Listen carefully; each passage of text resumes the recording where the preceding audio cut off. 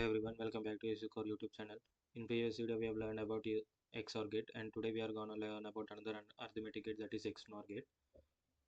So the equation for a XNOR gate will be A XNOR B, and the equation we can write as AB plus A bar B bar.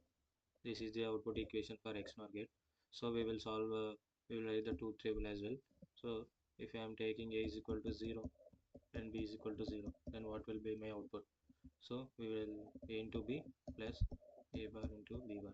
0 into 0, that will be 0, and 0 bar into 0 bar, that will be 1. 0 bar into 0 bar will be 1.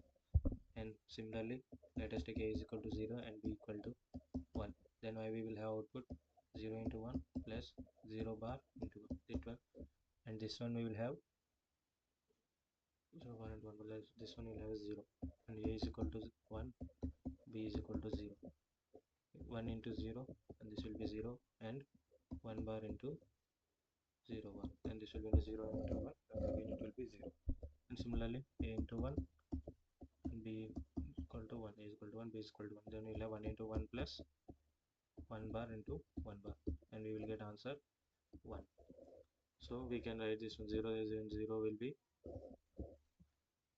1, and 0 will be 0, 0, and this will be 1.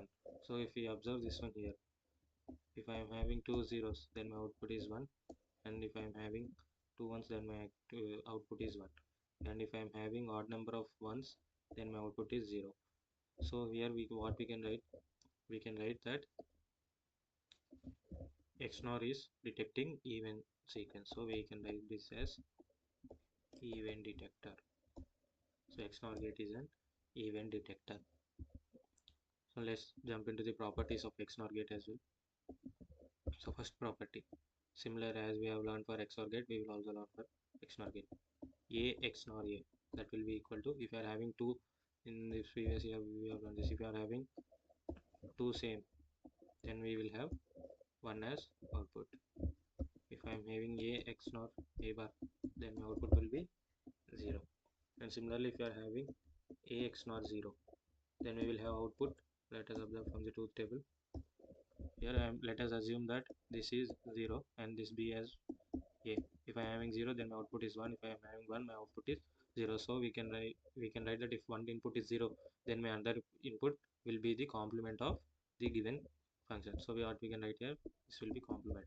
And similarly, if I am having A XNOR 1, that will be A. So this is the properties of XOR gate, and now we will study the enable and disable input of XOR gate in XNOR gate. In XOR gate, we got both the inputs as enable inputs. So let us check for XOR gate as well. For let us take C is equal to 0, then that will be A XNOR 0. And while we have in properties, we have written A XNOR 0 will always be the complement of the input. If I am taking C is equal to 1, then A XNOR 1. A XNOR 1 will be A. So from this what we can derive, both for both C is equal to 0 and C is equal to 1, we are having the function with respect, the output is function with respect to the input. So we can write this as the enable input. So what we can write, we can derive from the XOR gate and XNOR gate, both arithmetic gates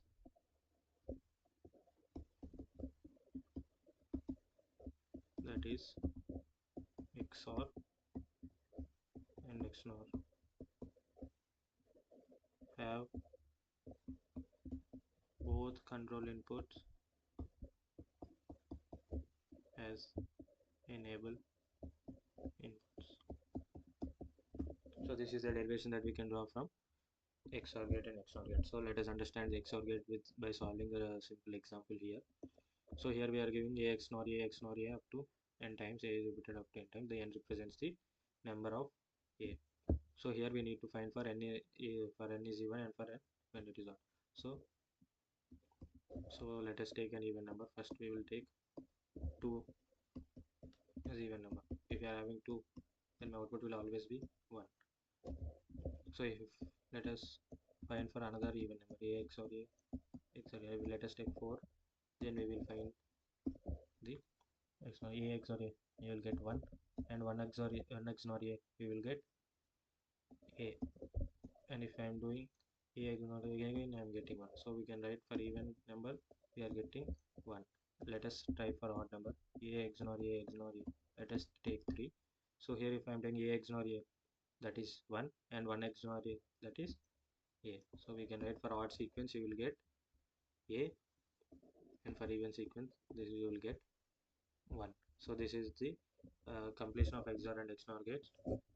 If you study thoroughly the properties of XOR and XNOR gate, you will be able to solve the problems related to Boolean equations if you are having XOR and XNOR gate.